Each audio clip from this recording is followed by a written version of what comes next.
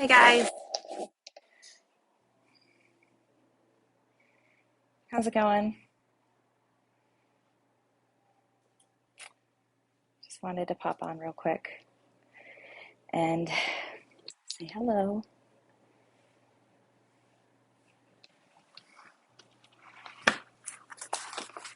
So,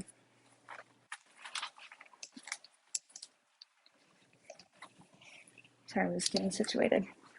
Anyway, the point of me coming on right now was just to kind of give everybody an update on where I've been. I was pretty active for a little while and engaging and posting and um, talking with everybody, and then some of you may have noticed and some of you may not, that I backed off for a little while. And sorry, this tree. I backed off for a little while because I had a relapse with my major depressive disorder. And what that means is I just got to a place where I was mentally just not healthy and not feeling okay, not doing well. And so I just wanted to tell you when I started noticing symptoms, what those symptoms were, what I did, and how I'm doing now. So I started noticing that I had symptoms showing up regarding my depression back in August. That's when I really noticed, okay, something is off. Like I started noticing something was weird. So I remember when I came back from a trip, seeing my mom in Florida, talking to my therapist and saying, "Hey, like I don't feel like myself. I'm really struggling with feelings of inadequacy. Like I can't do anything right. I can't make anybody happy. I'm falling short on a lot of my responsibilities and what is expected of me, and I'm just not measuring up." It isn't that anybody was treating me that way, it's just that's the way I was perceiving everything. Other symptoms I noticed was extreme fatigue. I was so tired all of the time. Even though I was running and training for a half marathon, I was always exhausted. And, it wasn't the half marathon that made me, or the training that made me exhausted. I've been running for years now, for many years. So that's something I'm used to doing. So, but I noticed like when I would wake up in the morning, I could go right back to bed. And partway through the day, I could just lay down and sleep. And the things that I love to do normally, I really struggled with feeling and finding joy in everyday activities. And even being with the people I love, it was just like this aching sadness that would not persist, like was persistent and wouldn't go away. So what I did was I started to enact my self-care plan, which I know the basics. Okay, the first thing I asked myself, I'm like, okay, am I making sure I'm getting enough rest? Am I not drinking alcohol, because alcohol is a depressant and it can make symptoms worse, and especially if you're on medication, it's just not a good combination. Am I getting enough exercise? Am I eating healthy? So I went down the list and I made sure I was eating healthy. I was taking my medication. I was getting plenty of rest. I was not overextending myself. I was making sure not to like put myself out there more than I should, and I still felt crummy.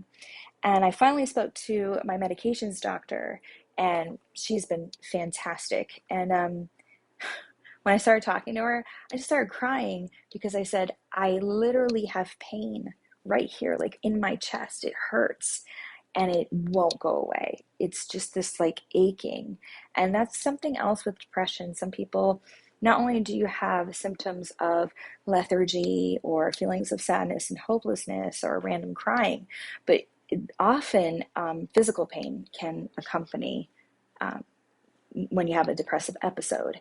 For some people, they get back pain, some people get stomach pain. I get chest pain, like this is horrible aching in my chest that just doesn't go away. And it doesn't matter how many wonderful things I do or fun things I do or good experiences, that it's like I can't get rid of it. So thankfully my doctor was like, okay, so let's increase your medication. And I was hoping she was going to say that and suggest that. If she didn't, I was going to advocate that that's what I need. So we increased the medication a little bit, but because medication takes a while to build up in your system, and it takes a while for that serotonin and norepinephrine to build back up again in your brain, I knew that I was going to have a time period between talking to my doctor, well, actually, when my symptoms first showed up, to when I could start to feel like myself again. And in the meantime, what that looked like waiting is I knew I had to dramatically and drastically, and by the direction of my therapist and my doctor, I needed to take care of myself as if I was physically ill, like ill with, because I was physically ill in my brain, but like you would if you had a chest infection or a cold or the flu, lots of, bed rest, but not to the point where I'm um, sinking deeper into the depression where I don't want to be involved with people, but making sure I got enough rest, being very gentle with myself, saying no to a lot of things. I had to remove myself from a lot of interaction on social media. And because I get into this place where I feel very overwhelmed and I have a very difficult time making choices.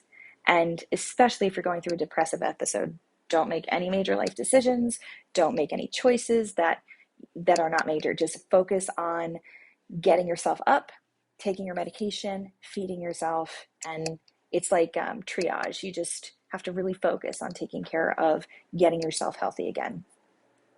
And then I really huge shout out to my support system, my family, my friends. You guys are incredible and amazing. It's so important to surround yourself with people who will accept you and love you for who you are right where you're at. Because then there were times I was able to say, guys, it's not you.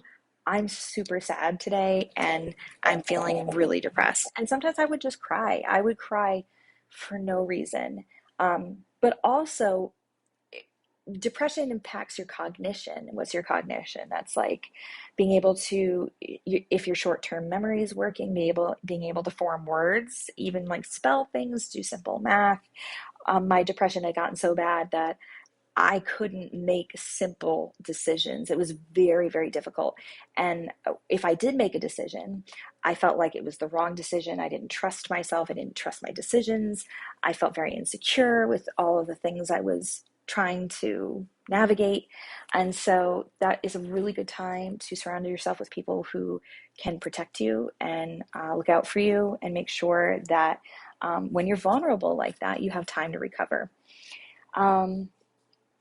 So as I waited for my medication to start to kick in, it had been about a month and I felt better, but I didn't feel like myself yet. I still didn't feel like I enjoy my life and I'm excited to enter into my life every day. I wasn't excited about my relationships. I wasn't excited, like I was grateful for being alive every day, but it was very hard to not feel numb all of the time still. And so I contacted my doctor again before we met again, and she increased it a little bit more. And today, finally, like every day, I felt a little bit better. Every day, I felt a little bit more like I can get out of bed and I feel like I can brush my teeth or get dressed. Um, and today is one of those days where I feel really good and excited about goals and dreams and aspirations I have. My cognition has taken a very long time, but it is getting much better. I'm able to complete like my coursework has been a lot easier to complete in my college classes. Um, I'm able to retain information, and communication has been a lot easier. When I'm in the height of my symptoms for my depression, it's like being able to communicate is so difficult because I can't even, when I want to think of a word, it won't come to me. I can't grab it, and that's frustrating when you can feel your brain is not doing what you need it to do. That is very, very frustrating. So I just really worked on being patient, and so anyway, I'm feeling much better. I was very, so this happened at a time when I decided to sign up for the Hartford Half Marathon and do a fundraiser for people that I care about who have survived breast cancer. And I felt like all of this responsibility that I started kind of advertising that I want to be sponsored for raising money for Mediviver in time for me to do this half marathon. But that happened to be the time where I felt the sickest, as far as my mental health goes. And I didn't have enough strength or mental stamina to engage with people and remind people, hey, I'm still raising money for this. Please think about me. Please donate.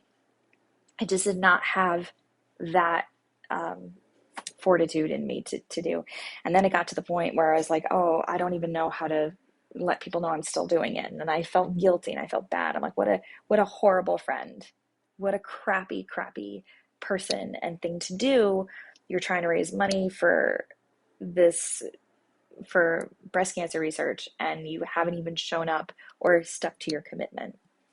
And but today, thankfully, I'm like feeling so much healthier and realizing the month isn't over. The fundraiser still is up and going. And so if anybody wants to um, donate or support me in raising funds for stage 4 breast cancer research, please do. I will be posting more in the following days. I will be getting back on track with my goal that I wanted to put forth in the month of October. So if anything, the one thing I want to reiterate is if you're going through like a mental health episode, a depression relapse, struggling with anxiety or panic disorder, or even like obsessive compulsive issues, remember to be gentle with yourself. Don't be so hard on yourself because we can be our worst critics. And the most important thing is to get healthy, take your medication. If that medication is not working for you, talk to your doctor and talk to your therapist. Use the tools that they're giving you and work it out every day. Work out your mental health, and it pays off and it helps. And surround yourself, if you can, with people who support you right where you are. So anyway, that's where I have been. I am definitely feeling like myself again. I'm feeling healthier. I'm not crying randomly for no apparent reason anymore, which is wonderful. I started singing again, like just on my own in my car, things like that. I'm feeling very much like myself again. That aching pain I had in my chest, totally gone.